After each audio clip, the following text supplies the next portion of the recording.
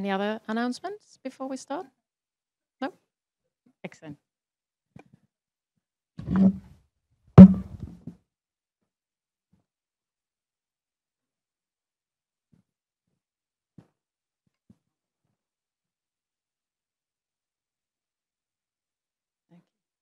Well, welcome everyone to this first panel of the public session. My name is Anna-Marie Laaksonen. I work at the International Federation of Arts Council and Culture Agencies in Sydney, Australia. It's a really great privilege to be here and be able to join this session with these amazing experts. We have a very, very interesting session titled A Lost Case, Culture in the System of Human Rights, which is, as we've seen, it kind of offers a very nice continuity of the previous session where some of these issues were discussed. I remember in 2002, in one of the first meetings of the International Working Group on the right to take part in cultural life, we were talking about, around that time, we were talking about cultural rights as the underdeveloped part of human rights, or the Cinderella of human rights. And a lot of initiatives had been done around that time already. We heard this morning about Council of Europe, the work that they have been doing also in the framework of United Nations at regional level.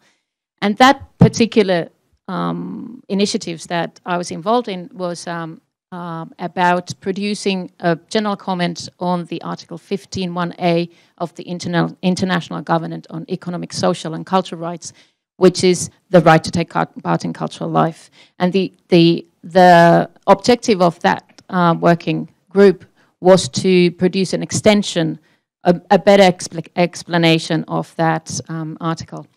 And then fast forward 10 plus years and all the things that have happened in all these years, that the general comment was approved in 2009 by the United Nations Human Rights Committee.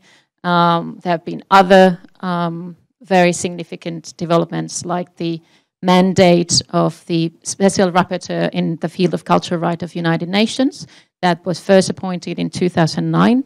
Farida Shahid from Pakistan was appointed, and just recently in October we learned that the second Special Rapporteur has been appointed. Her name is Karina Benoni. She's from the University of California. She's a US-based scholar originally from Algeria, working in the field of religious and cultural fundamentalism. So it's a very interesting development as well. So when we refer to the title, A Lost Case, question mark, a lot of development has been made, a lot of international development, also regional and local development.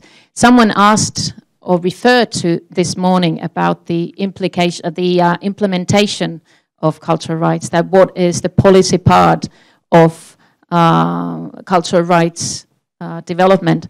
And as I've been working mostly in other regions than Europe, and it's been a great learning experience for me to be here and learn about recent developments in Europe.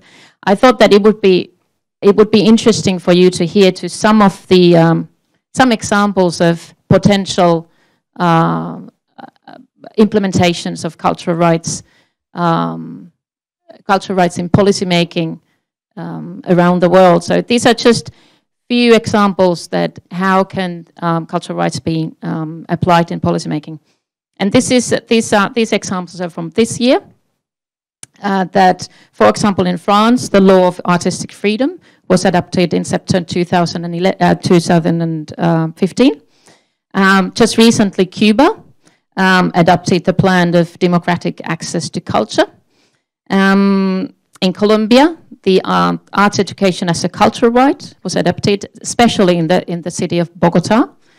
In Ecuador, culture as a human right has been in a planning state for quite a long time, but it's also been adapted in the constitutional reform when the cultural rights of indigenous people have been adopted in the embedded in the constitution.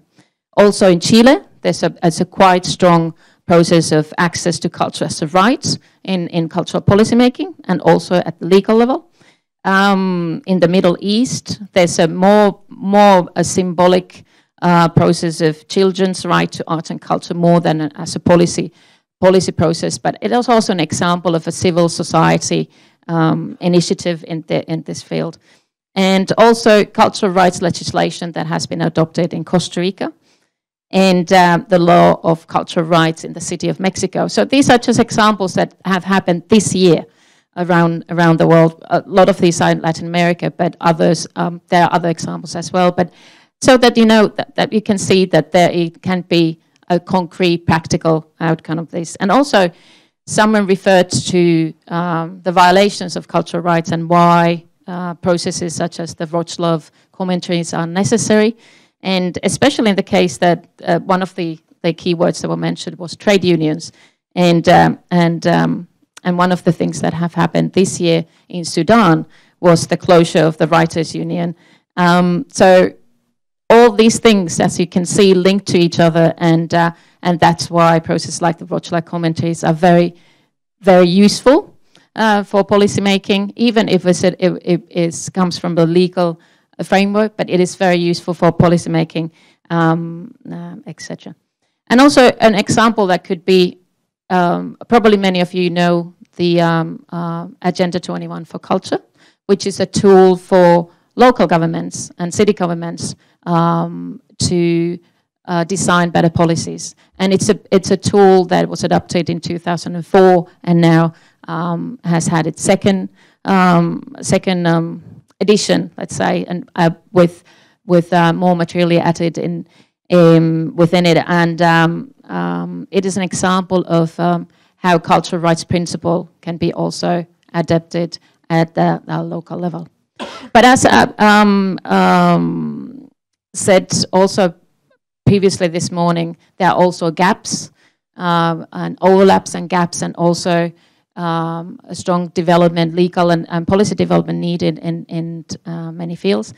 And this is the theme of our first speaker today, Eva Maria Belser, who comes from the Swiss Center of Expertise in Human Rights.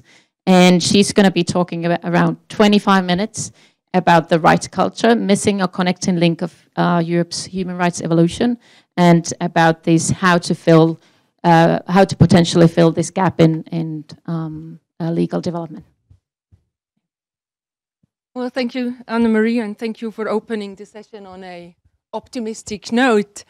Because from a lawyer's point of view, I still think that the right to culture is an orphan human right. So in my paper, I want to raise the question if the right to culture is the missing link of Europe's human rights evolution, fallen through the gap when human rights were drawn up, or if it is the connecting link, a right that does not make a lot of fuss about itself because it's implicitly present in all the guarantees.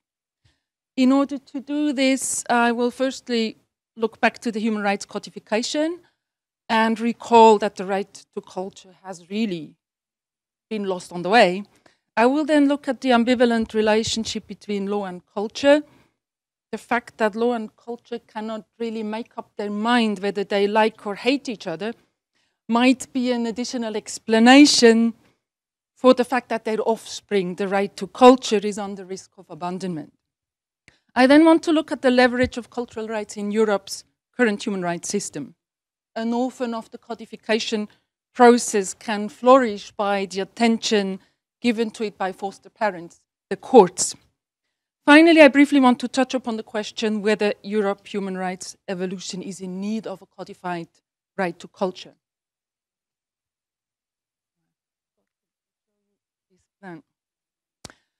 It is a well-known fact that the unity of human rights provided for in 1948 has soon lost its prominence, mainly due to the East-West confrontation.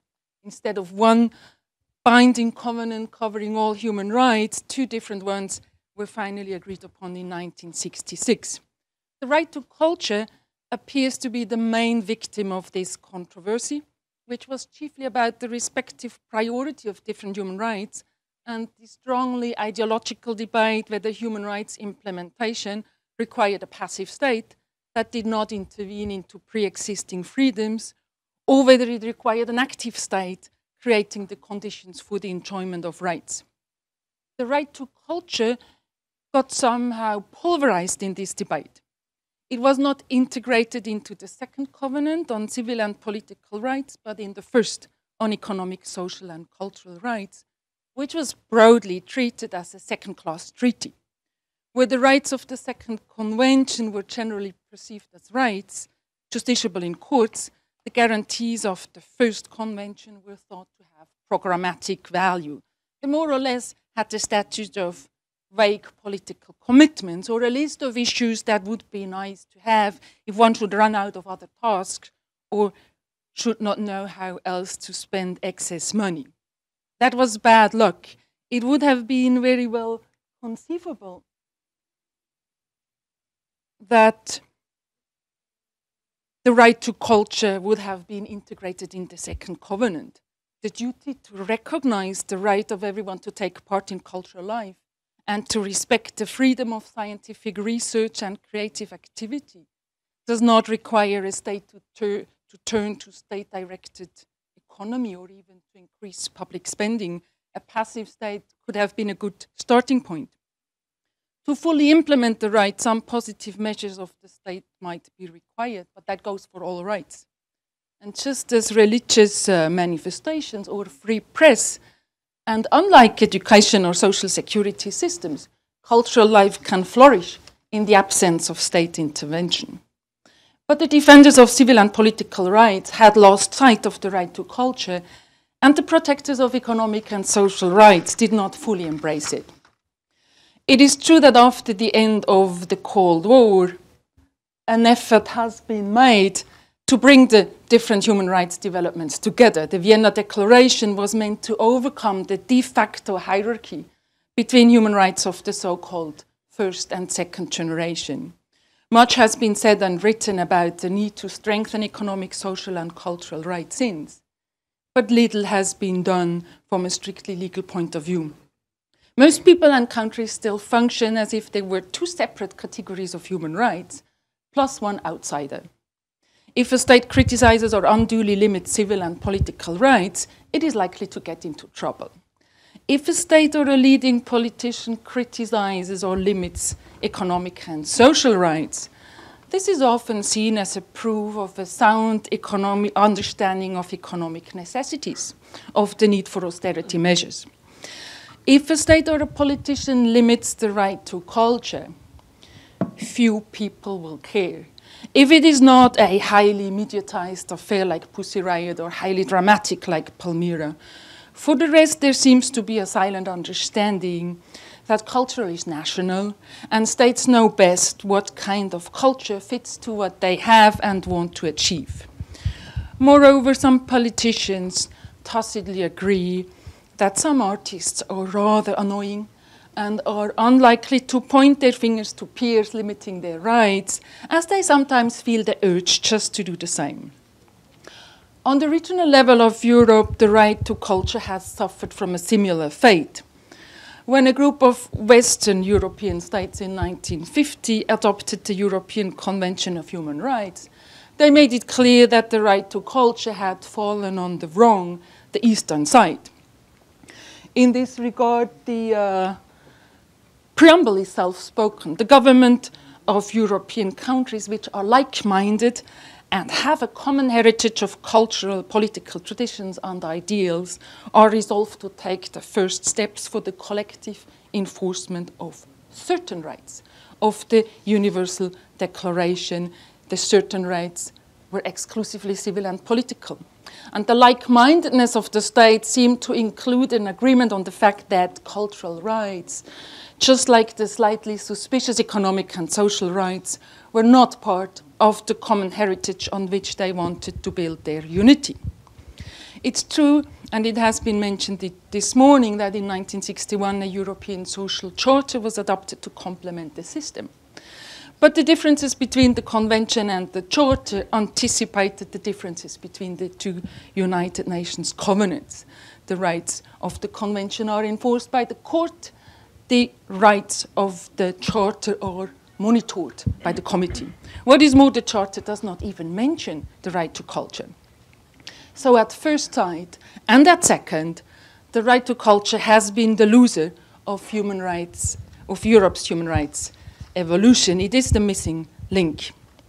So let us turn to the uneasy marriage of law and culture to find some more hidden explanations for the difficulties of the right to culture to prosper. The first reason for law and culture to be uneasy partners is that they are unclearly defined, and this has been mentioned this morning. Culture can mean so many things: collective identities, nations, peoples, corporate policies, civilizations, arts, and so on. Law, at first glance, seems easier to grasp. It's a conglomerate of rules set forth in constitutions, statutes, and judicial opinions, applied and developed by governments, administrations, and courts. It's usually considered as a distinct domain with strange rules and even stranger language. Some visions of law include culture, but usually only as an unavoidable social context, the element of irrationality or the basis of policy conflicts. When law and culture are thought of together, they commonly conceptualized as distinct realms of action.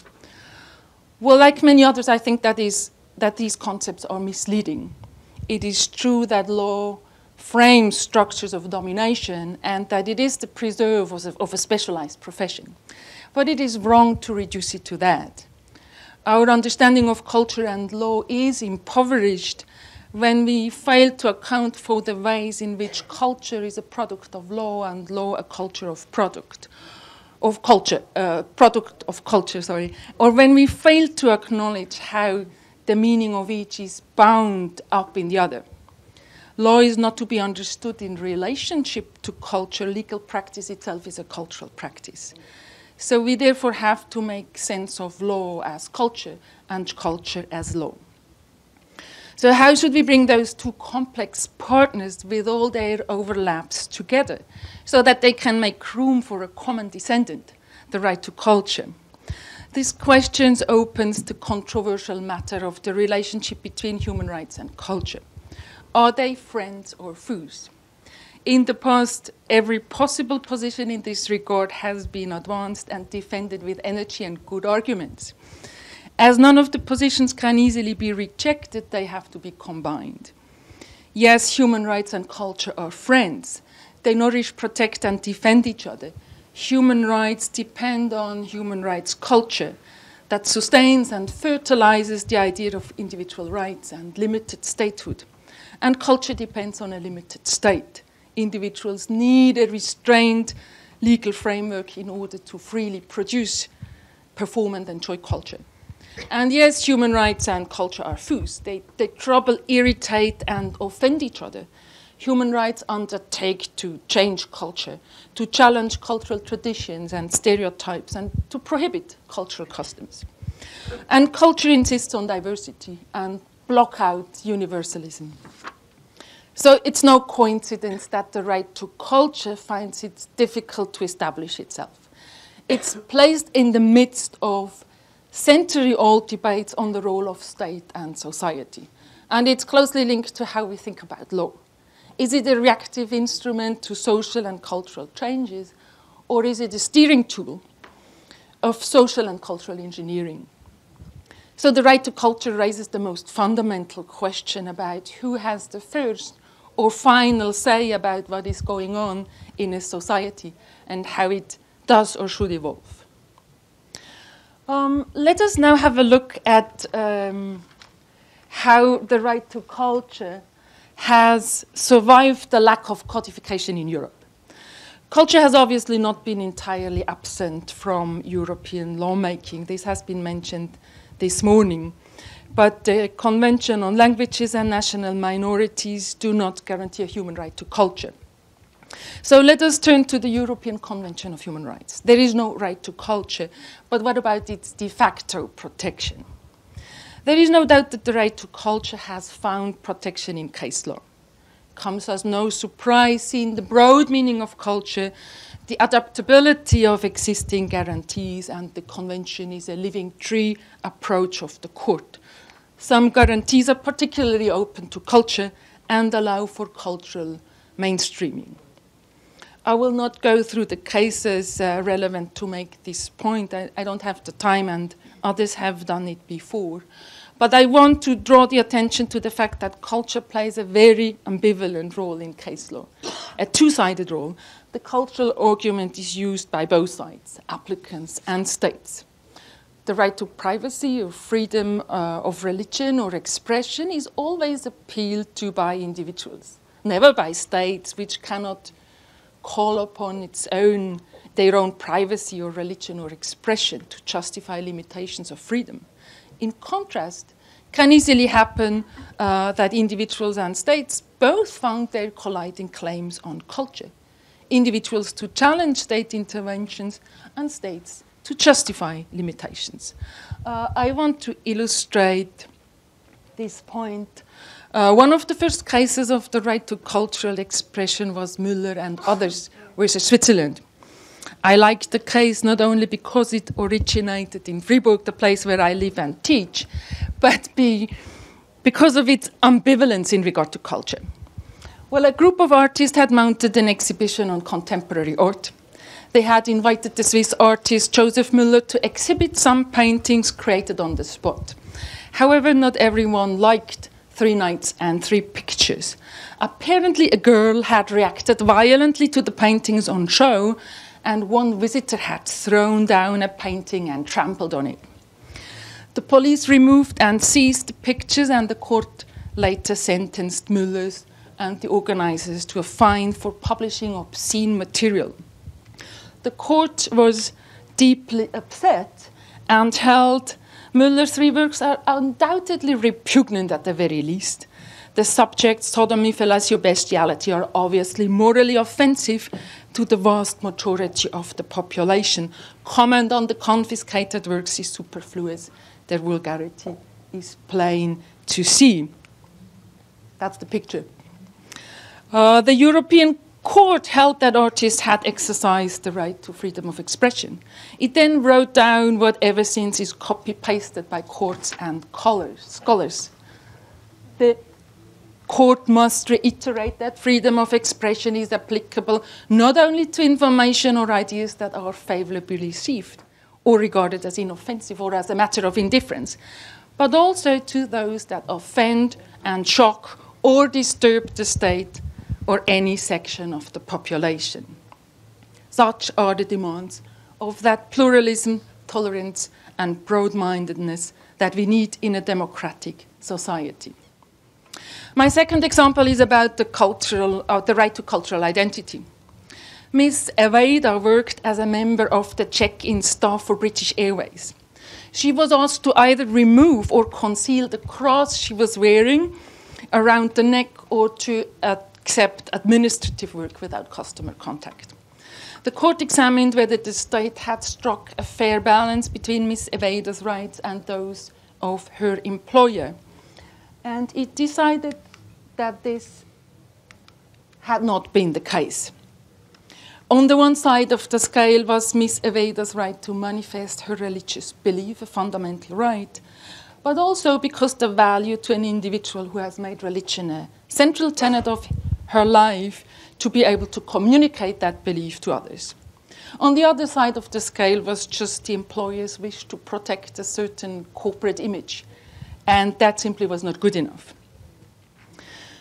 So let us now turn to cases in which culture has been used as an argument to justify limitations on human rights. And here we can go back to Fribourg and to Müller and see how the cultural argument turns itself against the artist. The court stated that the states had to base limitations on pressing social needs, but in principle decided themselves whether such needs were given. The view taken of the requirements of morals varies from time to time and from place to place. By reason of their direct and continuous contact with the vital forces of their countries, states are in principle in a better position than the international judge to give an opinion on the exact content of these requirements, as well as on the necessity of restrictions or penalties. The court went on to say that the view taken by the Swiss court was not unreasonable. The fact that Müller's painting had later been exhibited elsewhere did not alter the court's opinions, as it did not follow from this that the prohibition did not in Fribourg correspond to a social need. In other words, contracting states, being in contact with the vital forces of their country, can decide on the limits of cultural autonomy. One must add to this that Fribourg is a downright Catholic place, and that the exposition had taken place in a former seminar for priests.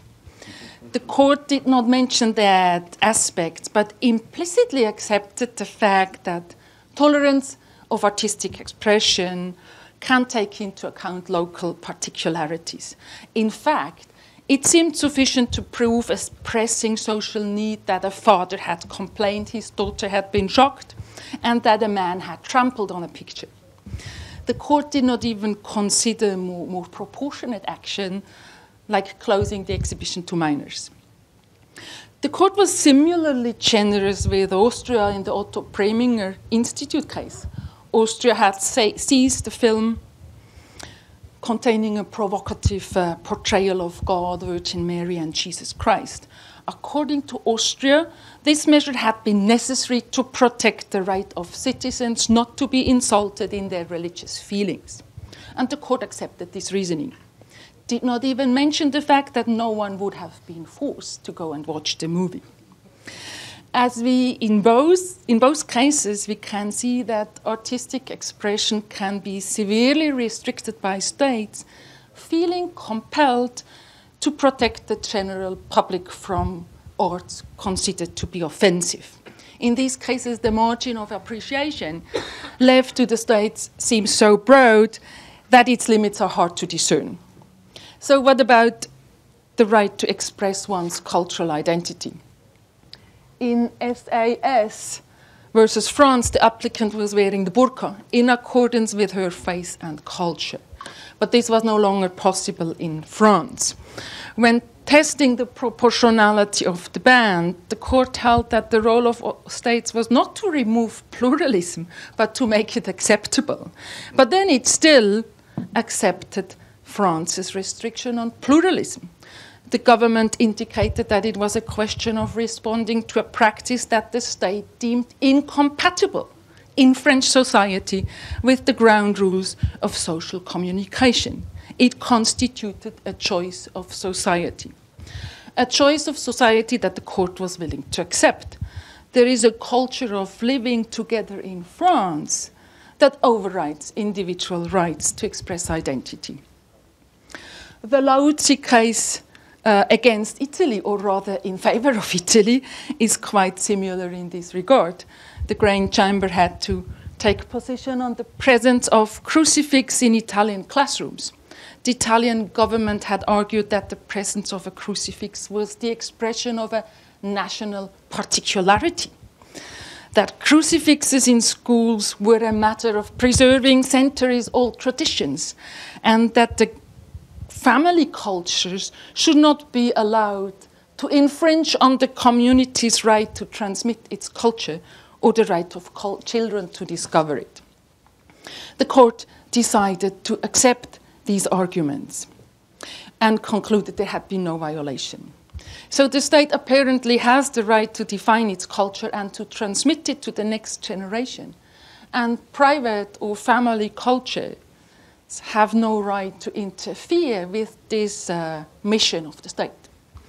We can conclude from these cases that the cultural argument in European case law is double-edged. It can be used to defend individual rights and freedoms, but frankly, it's probably more often used to limit those rights and freedoms. So what can we conclude? Should the orphan right to culture be adopted? The question is burdened by two unresolved issues. What is culture and whose cultures are we talking about? These issues are of practical importance, as I have tried to illustrate. Individual artistic expression or cultural identities can clash with mainstream cultural meanings and values. The current system, as I have tried to show, does not pay much attention to individual cultural human rights. The position of collective entities, on the other hand, is strengthened by both the United Nations covenants, guaranteeing a right of self-determination to peoples. So individuals have been given the short end of the stick when it comes to culture. Whenever their cultural production or identity clashes with the mainstream culture a state feels bound to preserve, the individual is quite likely to lose out. If we want to change this, and I think we should, we probably need to adopt a codified right to culture. Such a codification would free the right to culture from its status as an orphan and provide it with an equal attention as a standalone human right. It would be a strong statement in favor of individual rights to culture. And as I run out of time, I will stop here. Thank you very much.